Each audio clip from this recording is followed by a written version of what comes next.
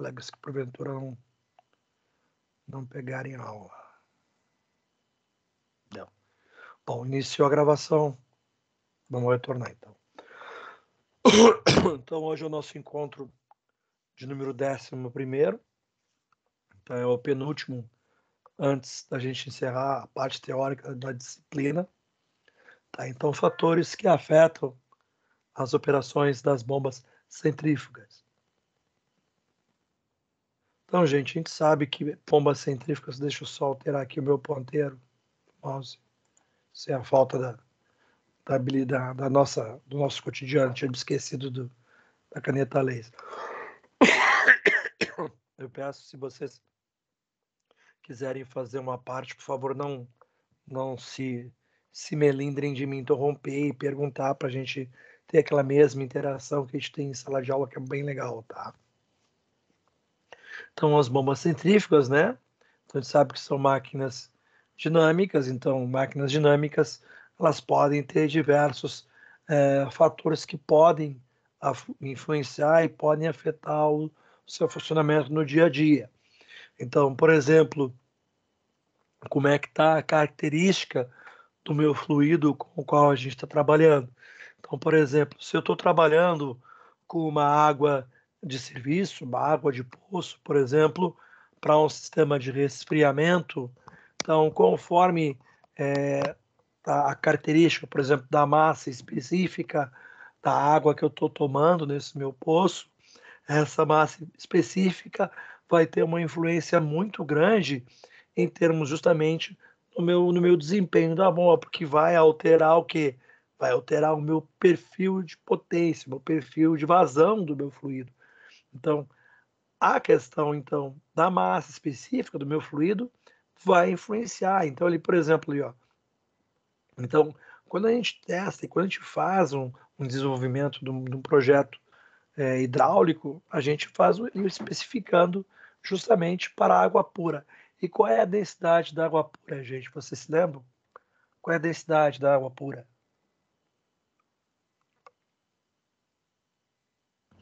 998, acho que é, né? Aí que tá. A água pura que a gente considera, tá, Rodrigo? Seria os 1.000 quilos por metro cúbico, tá? Que essa é a água pura. Essa 998 já é uma água de serviço. Por que água de serviço? Que a gente considera aquela água pura, aquela que a gente toma de laboratório, né? Então é uma água deionizada e desmineralizada. Então a gente usa que a massa específica da água pura é 1.000 e a densidade da água pura é 1, tá? Então o porquê que a densidade e a massa específica é menor do que 1.000 ou menor do que 1? Justamente porque ela vai ter alguma matéria orgânica, claro que isso em termos microscópicos, a gente não consegue enxergar isso, né? Então, sempre que eu diluo matéria orgânica na minha água, eu baixo um pouquinho meu peso, porque matéria orgânica pesa menos do que a água pura, tá? Então, não é incomum, por exemplo, nessa água que nós temos no estuário da Laguna dos Patos aqui, nós temos uma densidade de água doce na faixa de 996, 997, 998, inclusive, foi que o Rodrigo expôs agora para a gente. Mas, por exemplo, quando a gente pega a água com uma densidade, ou com uma quantificação de sais minerais dissolvidos nela, esse meu peso aumenta. Então, é por isso que a água do mar, por exemplo, que é uma água salgada, ou algumas águas salobras, tem a massa específica maior do que 1.000. Por exemplo, a massa específica média da água do mar, a gente diz que ela é 1.024, tá? Mas não é incomum, por exemplo, nós pegarmos salinidades de águas de oceano com valores acima de 1.024.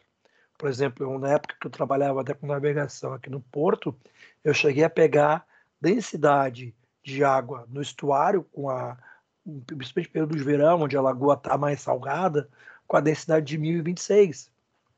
Então, ou seja, tinha um incremento no valor do peso desta água, tá, gente? Então, essa variação do peso vai alterar a minha característica do fluido ao qual está sendo transportado para o meu processo, tá? Então, também existem diversas outras aplicações do fluido de trabalho, diferente de água, por exemplo.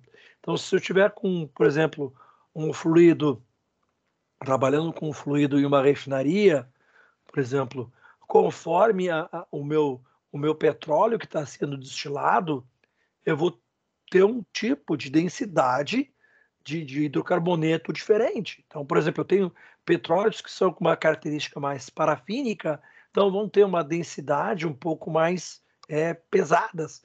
Petróleos de característica naftalênica serão petróleos de característica mais leve, então vai dar uma alteração no meu rendimento da bomba, porque vai alterar minha vazão, vai alterar inclusive a minha potência que eu tenho dentro do fluido, dentro do conduto.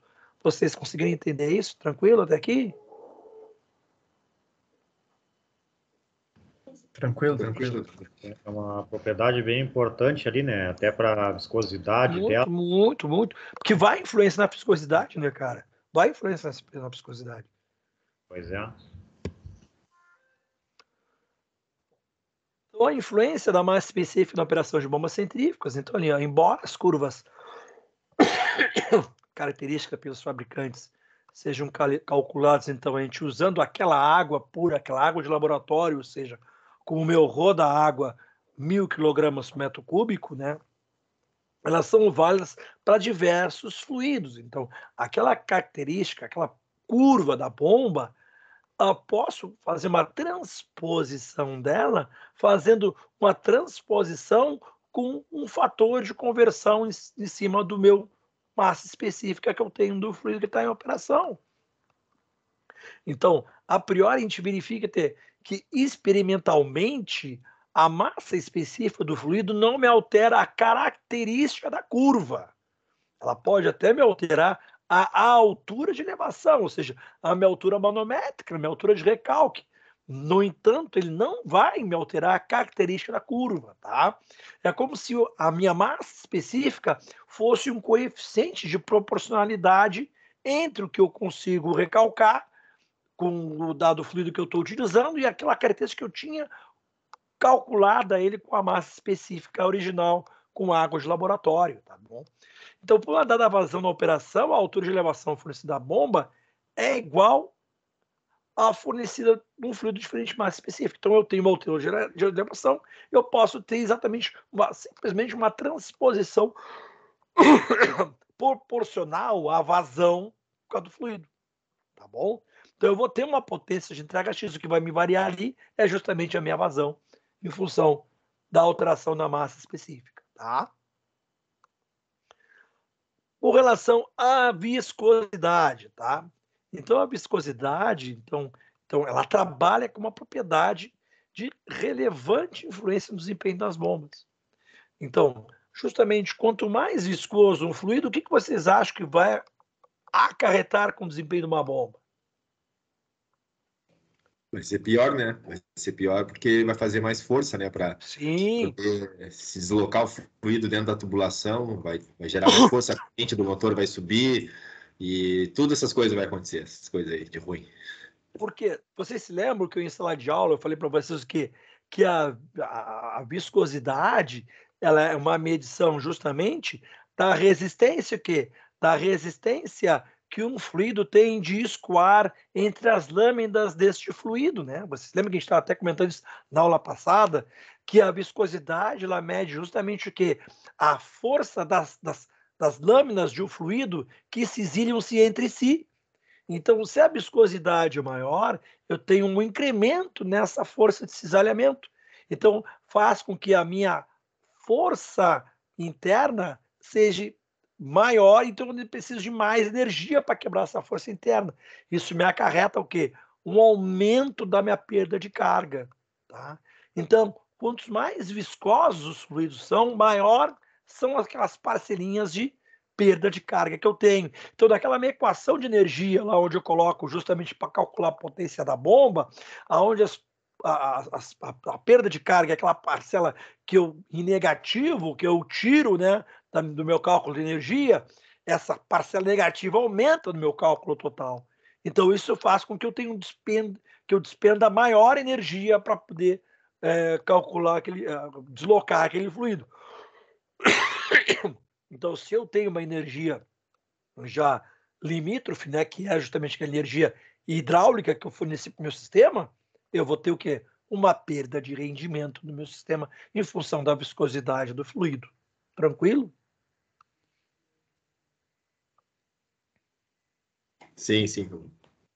Tá, beleza. Então, aqui, ó, eu tenho um exemplo, então, de uma curva, né?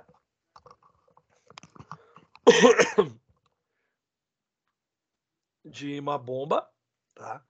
Com relação à viscosidade de múltiplos estágios, né? Ou seja, eu tenho uma bomba centrífuga que está operando com diversos hidrocarbonetos, tá?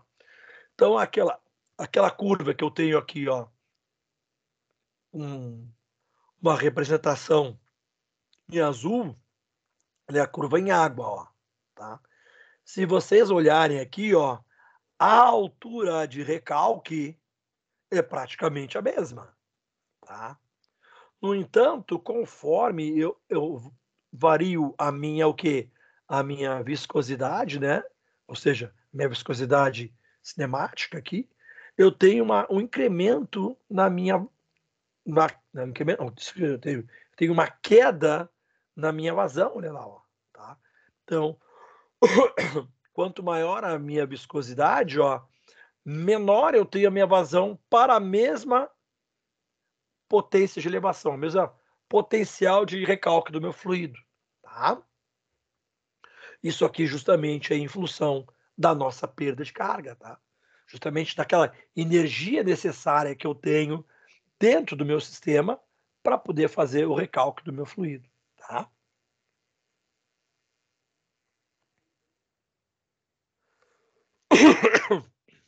Com relação à potência, ó. Então, se eu tenho, né, o meu fluido sendo água, eu tenho o quê? A minha potência, ou seja, a minha potência hídrica, né? Em HP eu tenho proporcional a quê? A minha vazão. E se eu tenho fluidos com uma maior viscosidade, eu vou ter uma necessidade de quê? De aumento dessa minha potência para poder justamente é, vencer a minha carga viscosa que é imposta por um fluido diverso da água, tá bom? Entenderam os gráficos? Tranquilo, gente? Tranquilo? Tranquilo, tranquilo. Bom, aí chegamos no mais um outro gráfico, tá? Que é justamente que ele mostra a influência. Ele pega ali, referencia a eficiência da bomba com relação à viscosidade. Então, nós temos aqui o que? Os diferentes fluidos viscosos em relação à água, tá? E aqui, justamente o que? Qual é o meu fluido que tem a melhor eficiência? Ó, é a É água, né? água, né? É água. A melhor coisa que tem é água. O resto é difícil. Tudo já começa o quê? Eu vou ter um aumento que da perda de carga e eu tenho que me cuidar muito com relação à vazão, porque não adianta eu simplesmente aumentar a bomba e aumentar a vazão, porque vai aumentar o que além do consumo? Vai me aumentar em função da viscosidade, o meu comportamento turbulento do fluido dentro da tubulação, né, gente? Isso vai acontecer o quê? Eu vou aumentar muito, além do normal, aquele comportamento que eu tenho antes do laminar do meu sistema, ele vai passar a ter um comportamento é, turbulento. Então, vai aumentar a minha perda de carga e realmente eu vou perder eficiência do meu sistema de bombeio. Tá? Deixa eu tomar um matezinho aqui para dar regulado na garganta.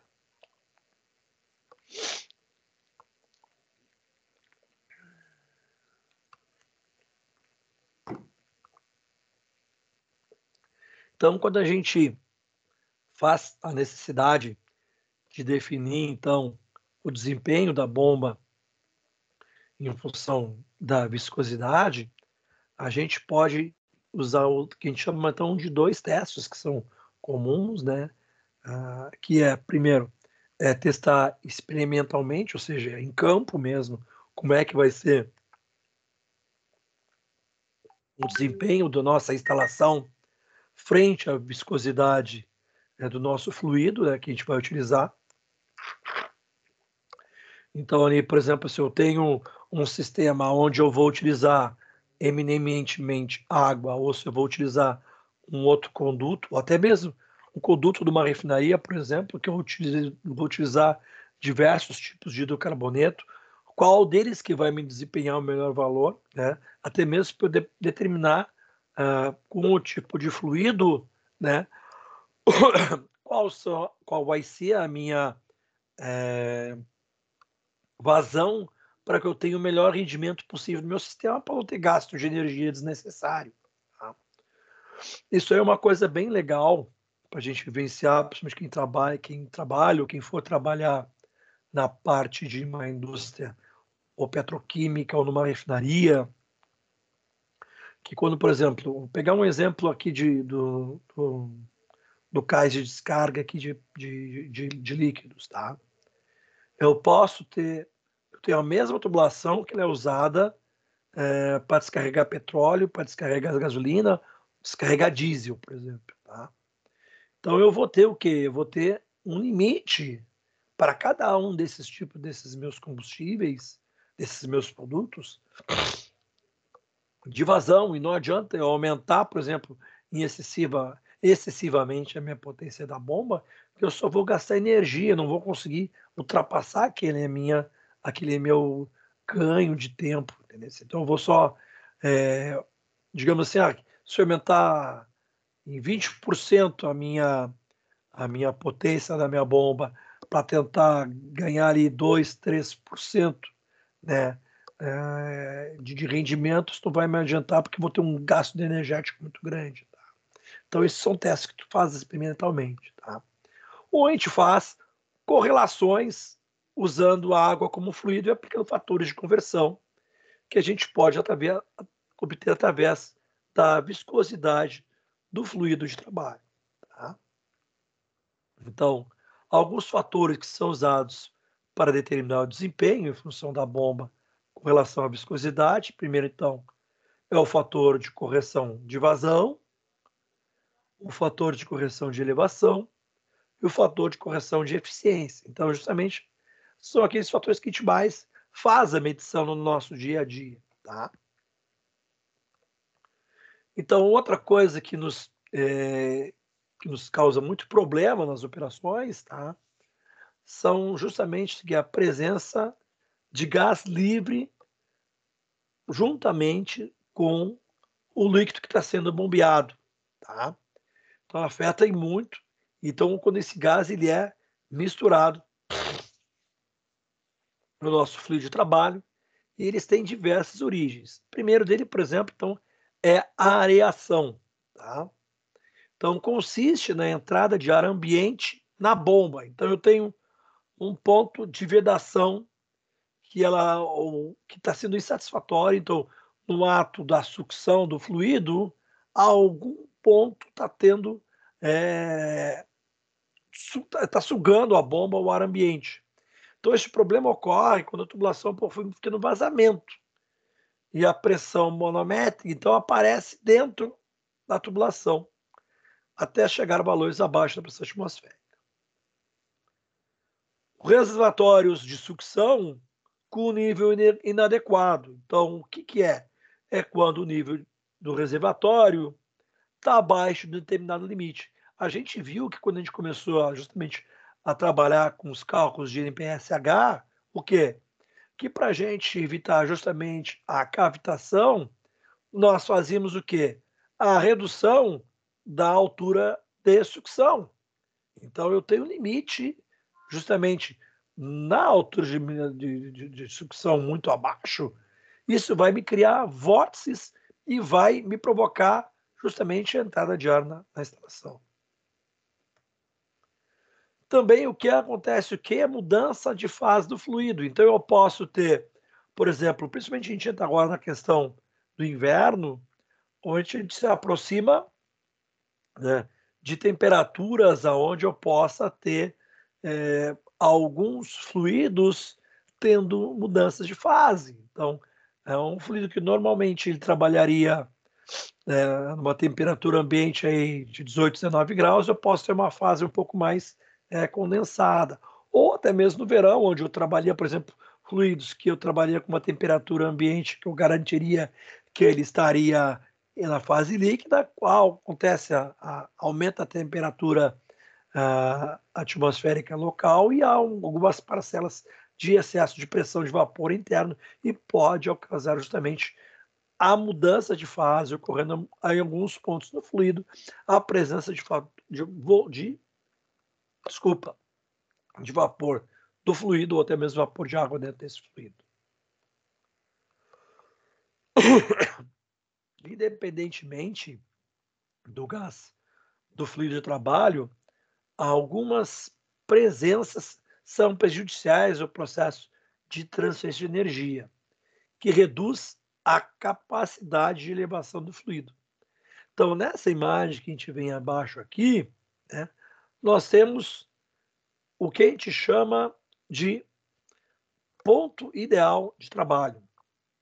Então, eu tenho aqui o ponto máximo de trabalho, então eu tenho a altura de elevação, então eu tenho uma curva do sistema, isso aqui é uma curva de isotérmica, tá? Então, dentro dessa curva aqui, eu tenho um regime de trabalho, justamente nesses pontos aqui que me garantem que eu estou trabalhando com o fluido sem a presença de gás livre dentro do fluido, tá, gente?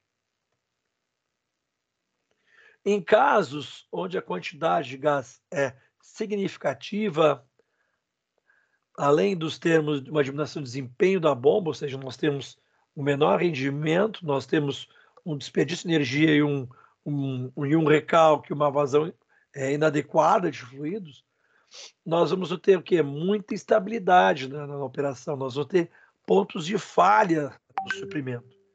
Então, isso acontece porque a gente acaba saindo do ponto de trabalho da curva característica da bomba. Então, sólidos de suspensão.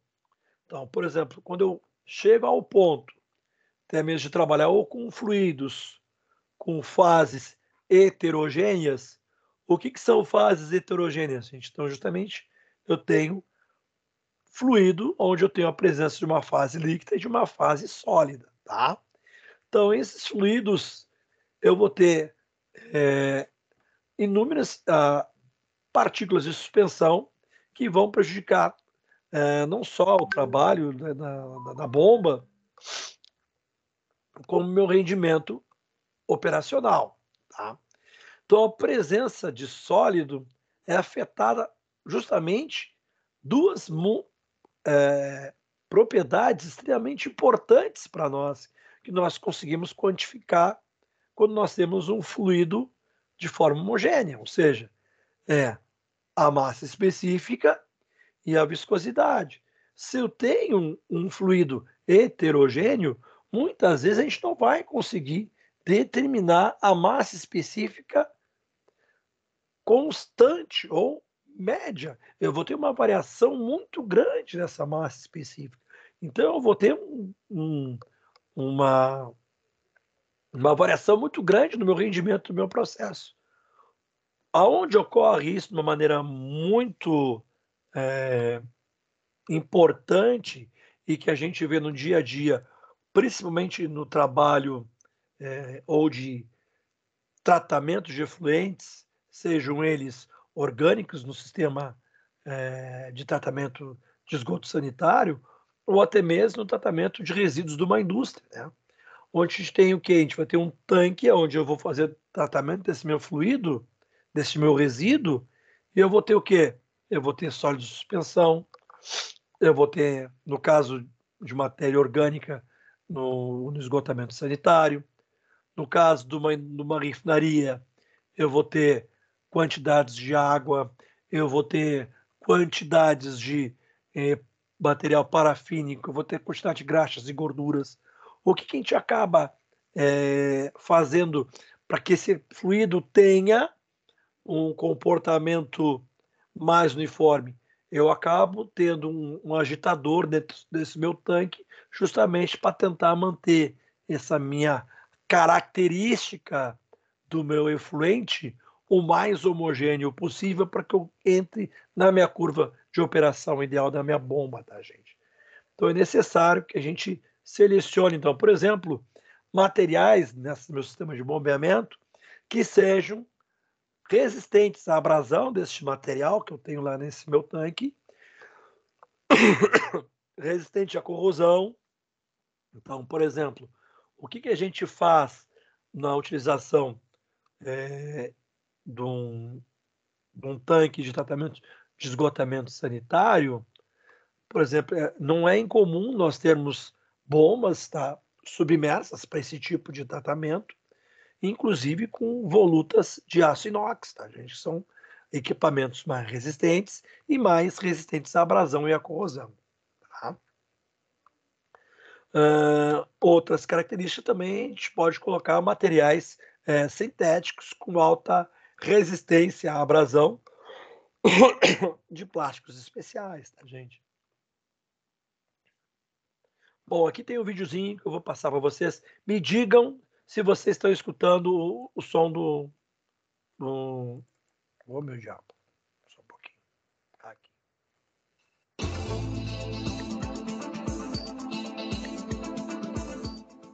Tudo bem. Seja bem-vindo tá à escutando Franklin aqui. Electric. Vamos aprender como dimensionar uma de nossas bombas?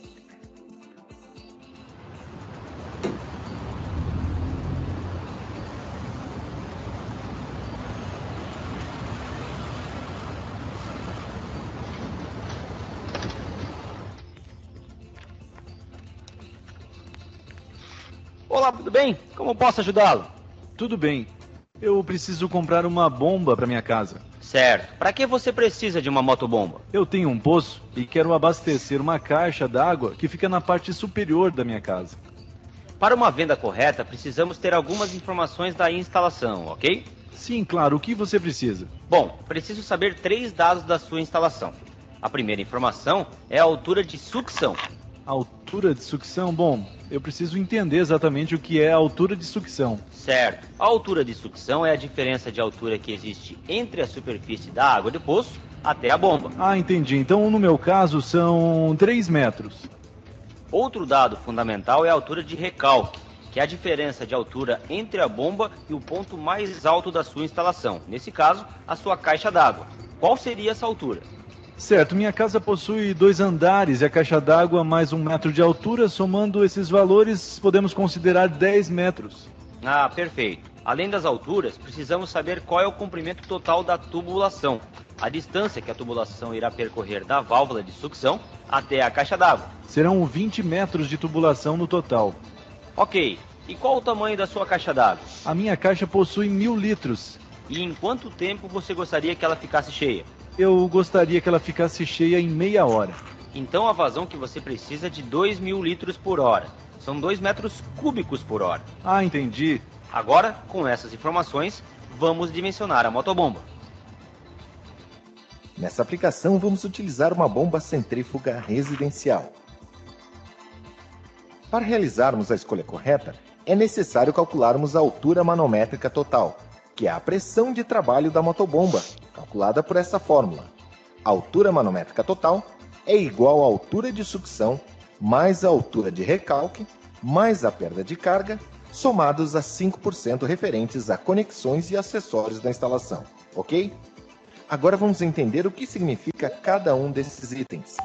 Existem 4 informações que são essenciais para o cálculo. São elas: a altura de sucção e a altura de recalque, as 2 primeiras variáveis da fórmula, o comprimento total da tubulação, utilizada para calcular a perda de carga da tubulação, nossa terceira variável na fórmula, e a vazão, utilizada para definir o volume de água desejado pelo cliente no abastecimento de sua caixa d'água. Vamos entender cada uma delas separadamente. A altura de sucção é o desnível, ou seja, a diferença entre o nível da superfície da água até a bomba. A altura de sucção fornecida pelo cliente é de 3 metros. A altura de recalque é o desnível entre a bomba até o ponto mais alto da instalação, nesse caso, a própria caixa d'água.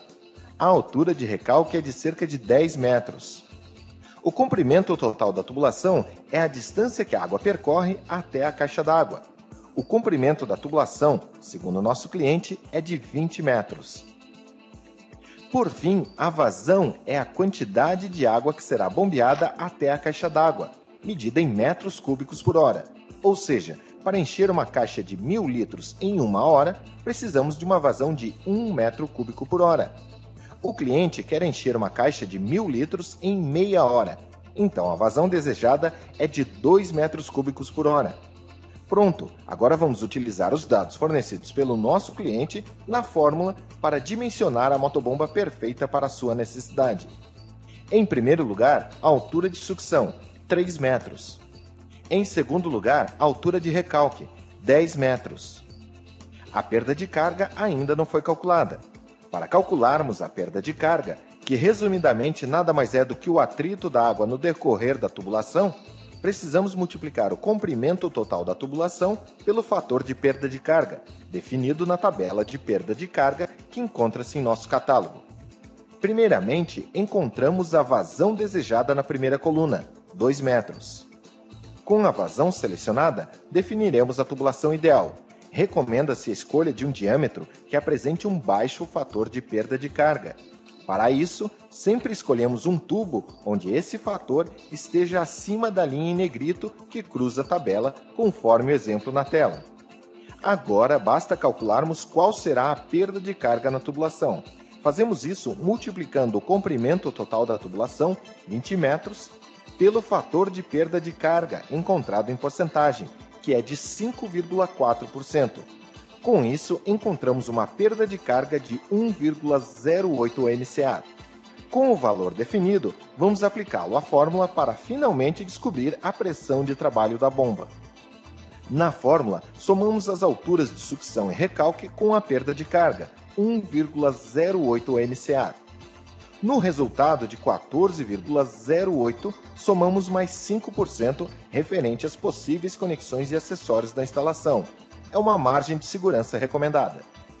Agora já sabemos qual a pressão que a bomba deverá ter para bombear, transportar o volume de água solicitado até a caixa d'água, 14,78 MCA, arredondados para 15 MCA.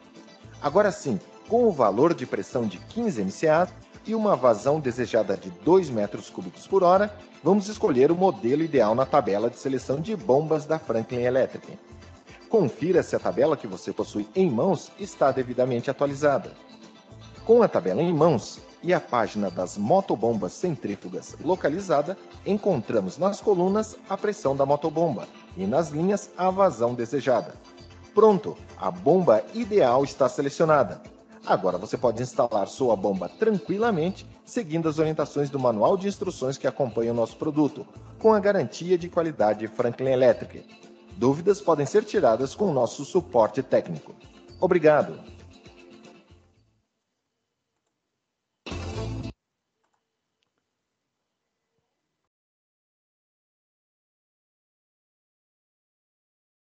Gente, o que eu vou fazer agora depois, tá? Eu vou baixar alguns catálogos, tá? De fornecedores, tanto da Schneider como da KSB, e vou disponibilizar depois no portal do aluno para vocês, tá? Para vocês terem esse material de consulta, tá? Gente, eu vou pedir desculpa para vocês, eu tô realmente, a minha voz está indo pro saco de novo, tá? Mas eu acho que não podia deixar de dar satisfação para vocês, ficar com vocês hoje, tá? E eu vou tentar me cuidar o máximo possível para a semana que vem nós fazer a nossa última aula presencial, tá bom, pessoal? Aí semana que vem com esse material a gente faz mais uns cálculos em sala de aula, tá bom? Ok, obrigado, Fabrício. Tá, gente? Tá ótimo, obrigado. Certo, Fabrício. Obrigado pela presença, gente. Forte abraço. Boa noite, valeu, tchau.